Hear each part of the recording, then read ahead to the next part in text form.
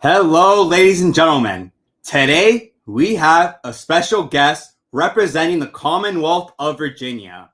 Matthew Salway has served in the United States Navy for 10 years, all home based in the Hampton Roads area. He can provide you with the absolute best possible service and guide you in making the most educated decision in your real estate endeavors. Whether you're buying or selling your first home, your retirement home, an investment property, a flip, or rental, he can do it all. Call him anytime for your free, no obligation consultation now. Matt is proud to be part of an organization whose values align with his, and those values are not, and those values are what he can offer to you throughout every transaction. Matt is a member of the local, state, and national realtor associations. He is also a member of the multi-list, which gives him access to thousands of homes in the area. As a member of those associations, he is able to show you any home for sale with any company. Being a member also allows for him to have access to data and information to help stay competitive in today's fast-paced real estate market. In addition, Iron Valley Real Estate's technology and web-based platform allows for him to communicate to buyers and sellers anytime and anywhere. He is here to help you with any and all of your home buying and real estate needs. Whether you are looking to purchase land, a forever home, an investment property, build or downsize, he can assist you. And when the time comes to sell your home, Matt can help with that too. Everyone, please give it up for Matt. Hey, thank you very much, man. Appreciate the intro. No, of course, man. Of course. Happy Friday. How are you feeling today? Another I day am in the feeling collar or great. another day in paradise? Oh man, another day of both, right? Every day's got a little bit of both. That's funny, man. That's funny. Matt, when did you get into the real estate industry? And what made you want to serve the people? Yeah, so I've been in real estate since 2017. At the time, I actually bought my first house with a buddy of mine, and we all sat down at the closing table like we all do. And I saw the commission breakdown, and I remember thinking to myself, man, I feel like he didn't do that much, and he just made $9,000. And I was like, how do I do that? So I hit him up, was like, hey man, how do I get my license? He pointed me in the right direction, and I got humbled very quickly once I started doing my own deals. Like, oh, there was a lot he did that I didn't know about. But yeah, so I really got into real estate just to have some supplemental income. I was active duty military at the time, actually still am, and maybe pay off some debt and have a nice vacation once or twice a year. But it kind of blew up at a certain point, and now it's taken over. I absolutely love my career. And I truly believe it, man. I truly believe it. How was it going through the pandemic for you? And then how are you trying to maintain that same production in 2024? Because people say it's kind of like a wonky, slow year for some. But how has it been for you? Yeah, so I mean, the COVID market was kind of crazy. I would say it was crazy in a good way. All of a sudden everybody was looking to buy a home, and I did my best to make the greatest connections I could with actual industry professionals. You have to choose your connections wisely in a time like that. Anybody with 2 brain cells and real estate license was able to sell a lot of homes in that time. You know what I'm saying? So you got to choose your connections wisely. Make sure you pick lenders wisely that you're working with. Made really great connections, and after that whole craziness died off, those connections have been remaining, that elevated my career to where it is right now. And I agree. I mean, some people are seeing a pretty slow year. This is our best year so far. We've closed over 60 homes this year already. Whoa, what do you attribute to your success, you think? Just the referrals, or how are you getting the referrals? Can you just walk us through that, please? Yeah, definitely. So I made some great connections with a specific lender that I won't name drop, but essentially they send me a lot of deals, and I farm my past clients well, maintain my referral basis and toss business back to them in the same way that they toss business to me. And it's just it's basically like, we're going to do this together, right? Okay, cool. And we're just both taking off. Now, I'm glad you found something you can build with. What's the most misunderstood thing about you, your industry, or your work, would you say? Yeah, so a lot of people don't know that I'm still active duty military. So I still serve my country every day in the Navy. Yeah, it's been a rewarding experience. I'm almost done with it, but I haven't let it interfere with my real estate career so far. But yeah, it's been a good experience. But yeah, a lot of people don't know that. Yeah, no, I totally get it. I totally get it. What's the biggest misconception people have about real estate in today's world, do you think, in 2024? So honestly, this market is not as slow as people are saying it is. At least not in my experience. You just got to know where to find your clientele. No, it's super true, man. Super true. If you could change one thing about real estate, what would it be and why? I would say the barrier to entry is too low. I think that we should have a little bit higher requirements to get a real estate license and to maintain it. To be honest, and I'm gonna get a little backlash for that, but that's my honest opinion. I'm not gonna lie, you're not the first person to tell me that, and I'm pretty sure you're not gonna be the last either. That's hilarious. What's the most courageous decision you've made recently, and how did it impact you? Sure. Yeah. So recently, my wife and I have been purchasing lots in the Hampton Roads area to put up new construction. It takes a lot of faith to just blindly buy a bunch of lots and start building on them, but that's a leap of faith we're on right now, and we'll see where that goes. What made you want to get into that realm of real estate? It's a long story, man. But essentially, I made the right partnerships with the right people that have the right connections, and I saw the light of an opportunity, and we're going full bore on it.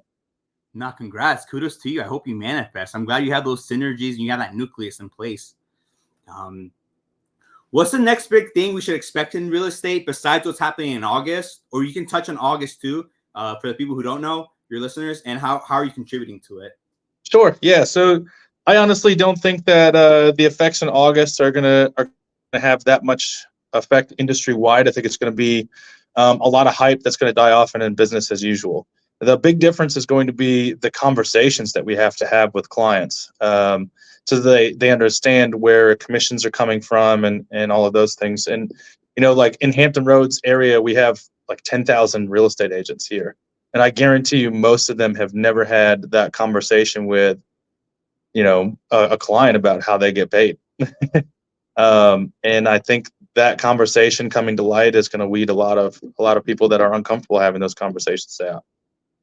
No, you're totally right. It is. Yeah, it's gonna. People have to elevate their skill set and learn how to give transparency in the right way to give that 5-star user experience. How do you handle criticism or negative feedback about your work if it's even ever occurred to you? Yeah, I mean, it doesn't happen very often, but when it does, it's usually some sort of false accusation because I always check everything twice. You know what I mean? So I back everything up with facts. Everything that I do is in writing. I never give anybody advice that I wouldn't take myself or have no purpose giving out to begin with. So yeah, I mean, like I said, I don't deal with negative criticism very often because it just doesn't happen. But when it does, best believe I've got it in writing to back up whatever advice I gave or whoever I recommended or whatever the case may be. There's a reason behind it for sure. Nah, trust me, I believe you. I don't know if you know the law of numbers, but they say 25% of the people are gonna love you and like you no matter what you say or do. 25% aren't gonna like you even if you have the best pitch, best perfect experience, and then 50% that's up to you on how you can persuade and influence. If you could have dinner with one historical figure, who would it be and why? Yeah, so he recently passed not too long ago, so technically becomes a historical figure, right? Yeah. I would say Charlie Munger. Charlie Munger's got 50, 60, 70 years in the business world, so much experience. I would love to have picked his brain about some things. No, you're totally right. Because Warren Buffett, he was all numbers based. And then Charlie was like, no. Let's look behind the numbers and just invest into the people. And that, my friend, that is genius because the numbers are one thing, but when you see it, the intangibles, and you just know when someone has that clutch factor, that it factor. You're totally right. Absolutely. On that. That would be a great pick. I'm not gonna lie to you. What legacy do you hope to leave behind through your work? So, I mean, I always make sure when you talk about legacy, I always think about my kids, right? What am I passing down to my kids? And the main thing for them is integrity and professionalism, whether they get into real estate or any sort of business, or even jump into the corporate world, whatever they decide to do. That legacy of mine of integrity and professionalism definitely needs to be passed down to them, because I think that's the key to the success that I've seen so far. Wow, no, it's good stuff, man. I'm sure with your kids, you can see that the apple doesn't fall far from the tree. They're still young yet, so we'll see. Of course, of course. Is there anything else that inspires you or influences you the most in your work, would you say? My wife and kids, man. I really, wake up every day thinking, man, how am I going to best serve my family today? And that's what drives me, and that's what pushes me through the hard times too. When you've got, deals that aren't going the way they should, or, something goes wrong, or somebody does blame you for something that you didn't do. That's what keeps me going. The hard days, those are the ones where you need your why. No, totally right, man. I hope you continue to be a number one dad for your wife and your kids. If there was one piece of advice you wish I had received early in your career, what would it be and why? Hustle every day and follow up. And there's no timeline requirement on when you can ask for referrals. I wish somebody had told me that earlier in the game, man. I asked for a referral on our buyer consults. Like, I'm gonna introduce myself. I'm gonna see why you're buying a house. I'm gonna put together an MLS search for you, and before we hang up, I'm gonna ask you, who do you know that's looking for either to purchase or sell a home? And I got no shame in that. And then I'm gonna meet you at the home inspection. I'm gonna meet you at out to go look at houses, and I'm gonna ask you every time. There's no rule for that. And referrals make the business run. You can't keep the success up without constant referrals. So yeah, no, there's no shame in that. So hustle, follow up, and don't be afraid to ask for referral at any point in the transaction. No, I love it, man. I'm sure you say, can I count on you? If you have any friends, family, or coworkers that are looking to buy yourself, can you call me or think about me? I'm sure you do that. I love it. Absolutely. Friends, family, coworkers, every time. What was a turning point in your career journey with the real estate where your eyes just opened up and you're like, this is me. I can definitely do this. I would say from the very first sale. So, anybody who gets their license knows very quickly, where does my first client come from? And you spend so much time, everybody's got that story of how long it took them from the first time they got their license to their very first client, right? And everybody's got that different timeline. So some people are like, oh, it took me 2 years. Some people it took me a couple of months. Some people are a couple of weeks, and those are the ones that got ahead of the game beforehand. But yeah, I hustled for like 9-10 months before I picked up my first client. Picked up that first client, went out and showed him houses, and I got my feet wet. And man, when we went to the closing table and they were smiling ear to ear with keys in their hand and they loved that house, that was it for me. I was like, this is what I was meant to do, for sure. Nah, that's amazing, man. That's amazing. Yeah, and I know the closing table was like one of those sentimental vibes where you're like, wow, you're really helping someone build generational wealth, like through home ownership, and Absolutely. You're changing the you're changing the whole trajectory of them, of their whole wealth. And what's the biggest lesson you've learned in your career so far, would you say? The biggest lesson I've learned. Get everything in writing. Get everything in writing. And when a deal starts going sour, stop doing phone calls, man. It's resort to email and text message, because so people try to pin you on things that aren't really true. So you got to make sure everything's in writing, and stay professional, for sure. Always stay professional. I can't tell you how many times I've been screamed at for stuff that's not my fault, and you just keep a smile on, say, hey, we're gonna get through this, and try to calm them down, But yeah, definitely get everything in writing. It's a great piece of advice right there, brother. I'm not gonna lie to you. All right. What's the most challenging aspect in being in your role in today's world in 2024? Say that one more time. You broke up there a little bit. Sorry about that. What's the most challenging thing about being in your role in 2024, would you say? Yeah. So I think the most challenging thing today, the most challenging thing yesterday, the most challenging thing in the future is going to be, who is your next client? I mean, leads are hard to come by. Like good quality leads are hard to come by. So I mean, I think the most challenging role that the most challenging piece of our role is making sure that we have enough influence on people to choose us as their realtor for sure. No, you're totally right. You're totally right. Yeah, you never know where your next deal is coming from. And then, what do you think is the key to maintaining a work-life balance, and how do you apply it in your life? I'll be honest, I don't think there's such thing as work-life balance. I mean, if you want to really succeed at a high level, you have to be dedicated to what you're succeeding at, and you have to have that why to back up the reason you're even doing it in the first place. So what I always do is make sure the moments that I do have with my family, I utilize the most of them. I get very quality time with my family in those moments, because you never know when you're going to get them again. And that's just the nature of the beast. If you're going to be a successful entrepreneur, you're going to run a highly profitable and productive business.